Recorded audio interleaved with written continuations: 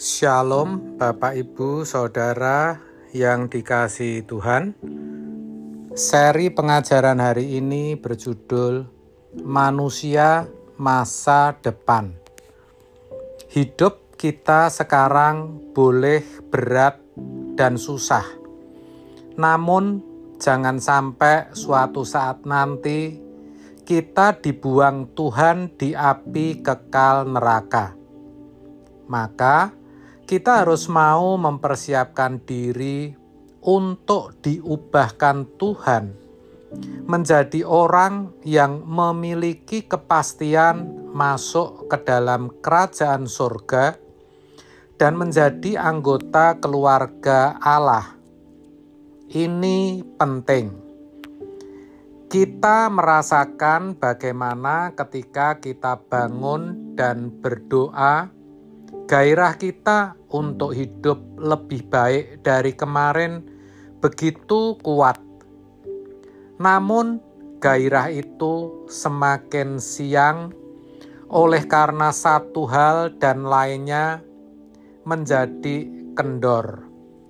Lalu iblis dengan liciknya membuat kita meleset. Maka di malam hari kita menyesali ketidaktepatan yang kita lakukan hari itu. Memang kita tidak berzinah, tidak mencuri, tidak membunuh. Tetapi ada ketidaktepatan yang membuat kita tidak mulia. Dan itu karena kelicikan kita. Kita meliciki diri sendiri, meliciki orang lain, dan kita mau menjatuhkan orang dengan kata-kata. Untuk ini, seseorang harus memilih apakah mau menjadi manusia hari ini atau menjadi manusia masa depan yang harus berkeadaan mulia. Dalam arti, setiap keputusan yang kita ambil adalah tepat, bukan sesuatu yang bersifat abu-abu, apalagi gelap. Ini bukan hal yang sederhana. Jangan mau dibodohi oleh pemikiran yang berkata, jangan-jangan nanti kita bisa berkenan walaupun sekarang kita berantakan. Itu tidak mungkin. Kalau Tuhan berkata, kuduslah kamu sebab aku kudus, 1 Petrus 1 ayat 16, berarti standar kekudusan kita adalah standar Allah. Berarti pula Allah tidak menolerir pelanggaran sekecil apapun.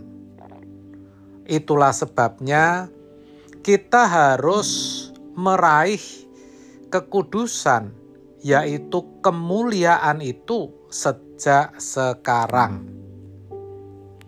Faktanya, ada ketidakcocokan antara apa yang kita lakukan dengan apa yang kita ucapkan. Ibarat dari 100 kata yang kita ucapkan, dulu melesetnya 90 atau 80 kata. Seiring dengan perjalanan umur, dari 100 kata, maka yang meleset tinggal 35 kata saja.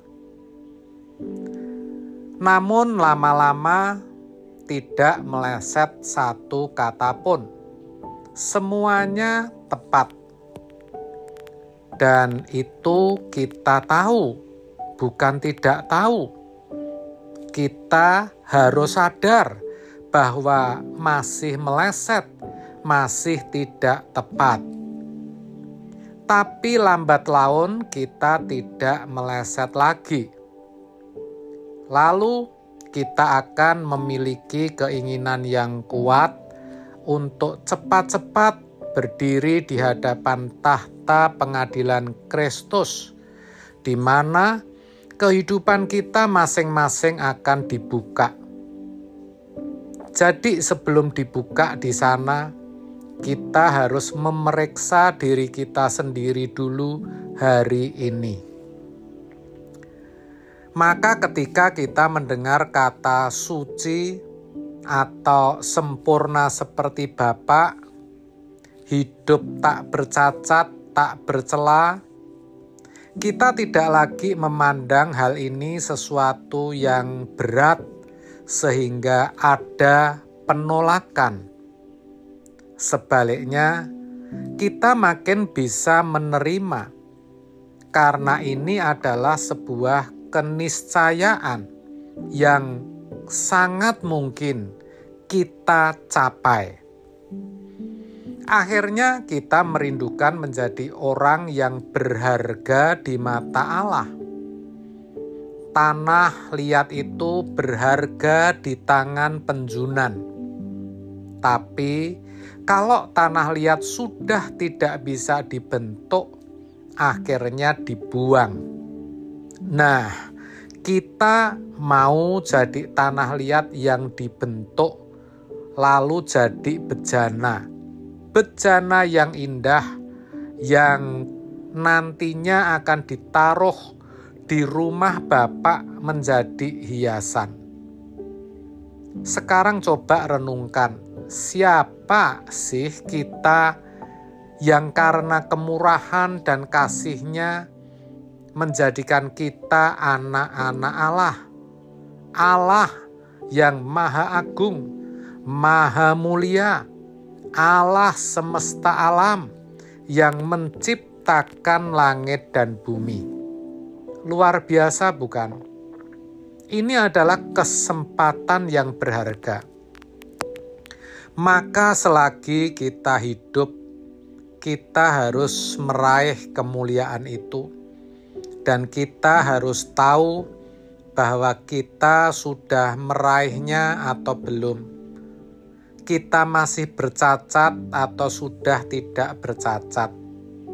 Kita harus sadar itu. Maka jangan sampai ada pergumulan yang mengganggu kita untuk meraih kemuliaan. Sebab di tengah-tengah masyarakat seringkali kita menghadapi bullying dari orang-orang yang tidak ramah terhadap Injil, yang mencela Tuhan Yesus, lalu mencela kita juga. Bahkan mungkin ada di antara keluarga besar kita yang menghina dan merendahkan. Maka kita tidak perlu marah dan tidak perlu menanggapinya, sebab mereka tidak tahu apa yang mereka perbuat. Kita tunggu saja di pengadilan Tuhan.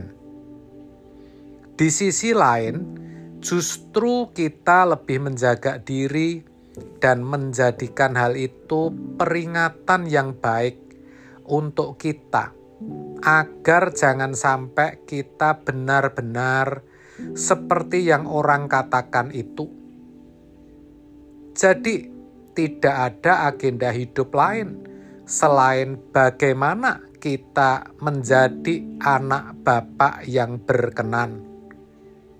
Perkenanan Bapa itu bukan nanti setelah mati, melainkan sejak kita hidup di bumi. Kita sudah mesti tahu kita ini berkenan atau tidak. Kita juga bisa merasakan sentuhan kasih Allah dan reaksi perasaan Bapa terhadap sikap dan perbuatan kita setiap hari. Itulah manusia masa depan yang harus kita perjuangkan. Amin. Tuhan Yesus memberkati.